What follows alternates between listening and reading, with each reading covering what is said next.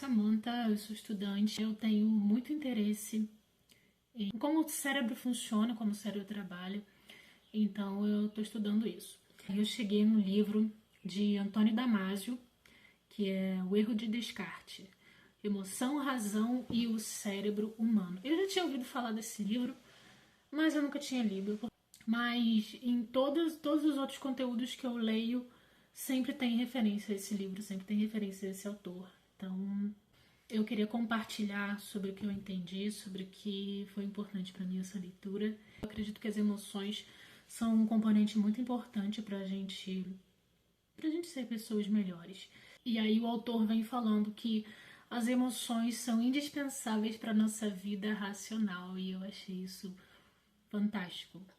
Realmente. As emoções, elas não são um sinal de fraqueza ou de que a gente não sabe o que está fazendo, não. Na verdade, as emoções nos ajudam à tomada de decisão e às vezes a gente está sendo racional, baseado nas nossas emoções, mas a gente não se dá conta disso por causa desse pensamento cartesiano de Descartes. O ponto que eu quero chegar é sobre isso, sobre como as emoções são indispensáveis para a nossa tomada de decisão racional. Um dos erros de Descartes que o autor aponta é a separação entre a mente e o corpo. E a gente já sabe que não é, porque as nossas operações mentais influenciam na forma como a gente vai agir, como a gente vai se relacionar no mundo. Se o nosso cérebro for fisiologicamente perfeito, é assim que vai acontecer. Os nossos sentidos, a forma como a gente ouve, a forma como a gente vê, a forma como a gente percebe, tudo isso é mente.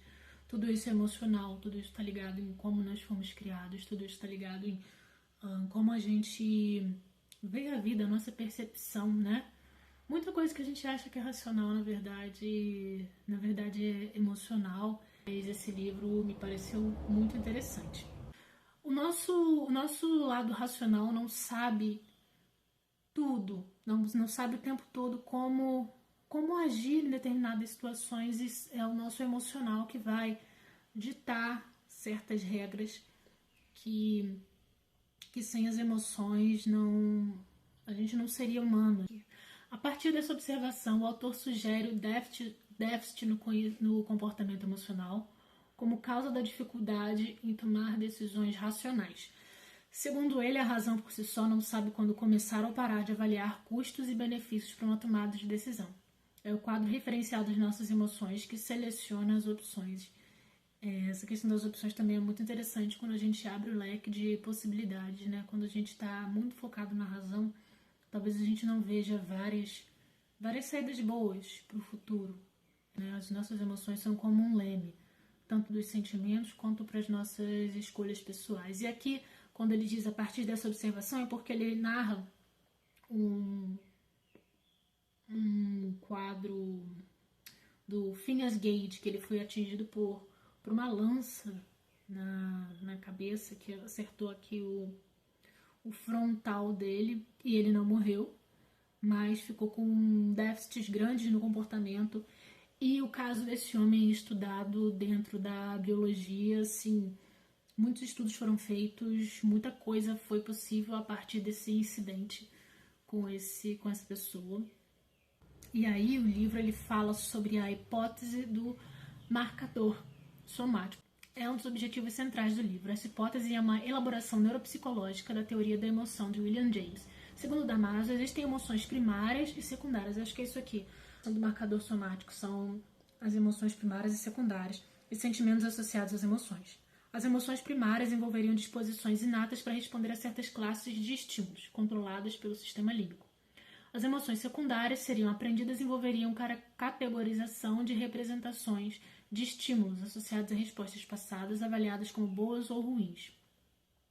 As estruturas do córtex cerebral seriam um substrato neural das emoções secundárias, mas a expressão dessas emoções também envolveria estruturas do sistema límbico. Apesar dessa inter-relação, essas duas formas de emoção são distintas. Isso é evidenciado, por exemplo, pelo fato de um sorriso espontâneo ser diferente daquele intencional.